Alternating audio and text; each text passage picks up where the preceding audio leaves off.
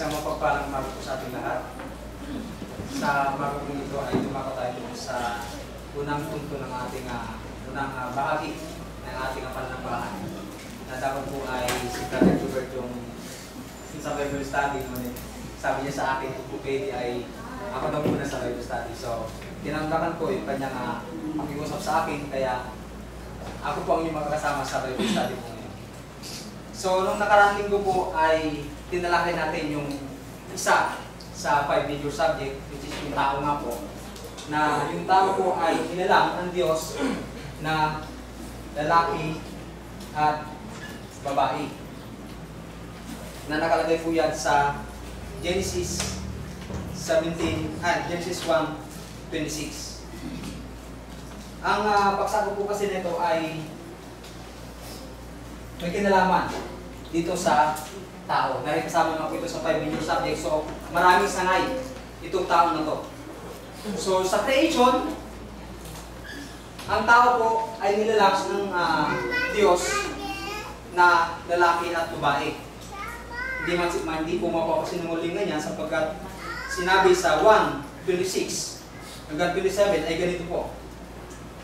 At sinabi ng Diyos, dalangin natin ang tao sa ating larawan, ayon sa ating wangis, at magkaroon sila ng kapangyarihan sa mga isda sa dagat, at sa mga ibon sa impapawid, at sa mga hayop, at sa buong lupa, at sa bawat umuusad na nagsisiusad sa ibabaw ng lupa.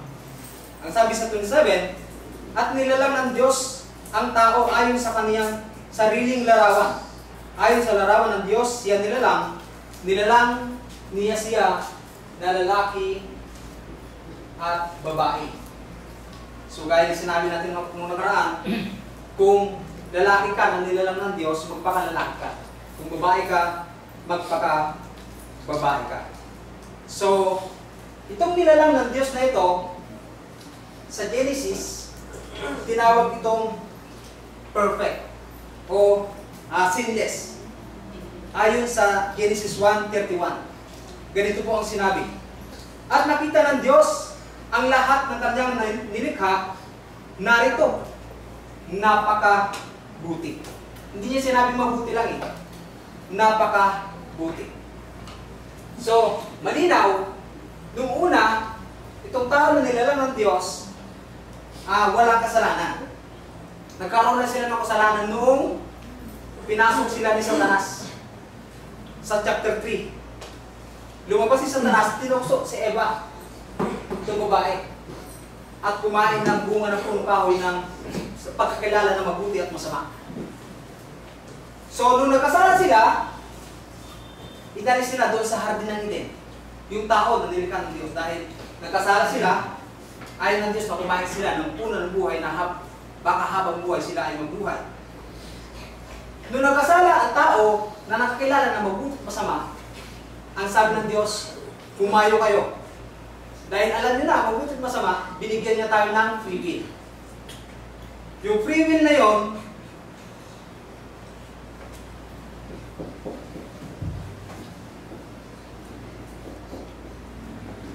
itong free will na to, ay binigay ng Diyos. Depende sa iyo kung ano ang tatahakin ng taong nanilikan ng Diyos. Good or bad yung lalakaran ng tao. Dalawa lang naman eh. Dalawa lang naman ang lalakaran ng tao. Mabuti at saka masama. So, itong tao na to ay sinumpa ng Diyos kung sila ay nagkasala. Ang sabi niya sa lalaki, ang sabi mo na sa babae, dahil dininig mo ang tinig ng ahas, ikaw ay mahihirapan sa panganak. Yan yung sinabi ng Diyos na hindi mapapasinungalingan ng tao na sinasabi nila na walang Diyos. Yan yung isa sa sinabi ng Diyos. Na isinumpa niya yung tao na ang babae ay mahihirapan sa panganak. Which is nangyayari hanggang sa kasalukuyan ngayon. Na kung hindi totoo ang Diyos, hindi nangyayari ito. Pangalawang sinabi, ang sinabi ng Diyos sa lalaki kay Adam, sapagkat dininig mo ang tinig ng iyong asawa, magtatrabaho ka hanggang ikaw ay mauwi sa lupa. Ang sabi niya po dito ay ganito. At kay Adam, na sinabi, sapagkat iyong dininig ang tinig ng iyong asawa, ay kumain ka ng bunga ng punong kahoy, na aking inuutos sa iyo, na sinabi, huwag mong kakanin, sumpain ang lupa, dahil sa iyo, kakain ka sa kaniya sa pamamagitan ng iyong pagpapagal, sa lahat ng araw ng iyong buhay. So magtatrabaho ka hanggang ikaw ay mabuhay. Doon sa lalaki. Pangalawa, sinabi niya ng Diyos na hanggang ngayon po ay nangyayari. Yung Diyos na makapangyarihan sa lahat na nagsalita dito sa Hebreo 1, verse 1. Ang Diyos na nagsalita noong unang panahon. Yan yun. Hanggang sa kasalukuyan ay nangyayari. So kung lalaki ka, kailangan natin magtrabaho at hindi pwedeng papitik-pitik sa inyong at tinalakay natin nung nakaraan. So, balik tayo dito sa tao. Yung tao na to, kung pwedeng tumahak. Dahil sa free will na binigay sa atin ng Diyos, pwedeng masama ang tatahakin ng tao, pwedeng mabuti. Dahil ang pagsako natin ngayon ay paano tayo maging isang magandang halimbawa. Itong tao na to, na nilikha ng Diyos. Kahit nasa loob na kasi ng iglesia, pwedeng tumahak dito sa maling gawin. Dahil may sulat dito sa 1 Corinthians chapter 6 verse 9. Chapter 6 verse 9. Uy, di ba ganin yung nalalaman na ang mga liko ay hindi magsisipagmana ng kaharian ng Diyos? Ang sinusulatan ng Apostol Pablo dito is yung mga kapatid sa Corinto. So, nasa loob na sila ng iglesia. O hindi ba ganin yung nalalaman na ang mga liko ay hindi magsisipagmana ng kaharian ng Diyos?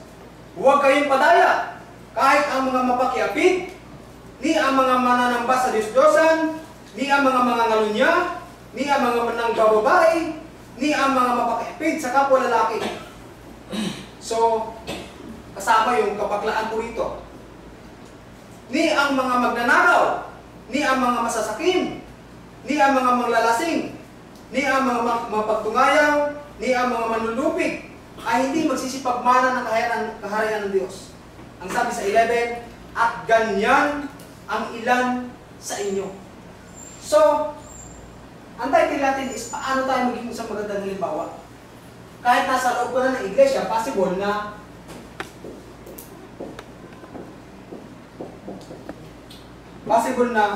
kung pwede mong tahakin itong landas na ito.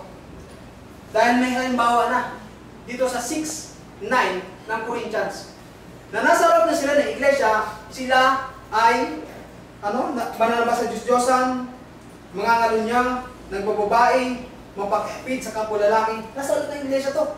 Mga kapatid sa iglesia ang sinusulatan ng Apostol Pablo. So, kaya, itong mga tao na to nasa loob ng iglesia, possible na pwedeng dumaan sa masasamang gawin. Kaya pag-aaralan natin ngayon kung paano tayo maging isang magandang halimbawa.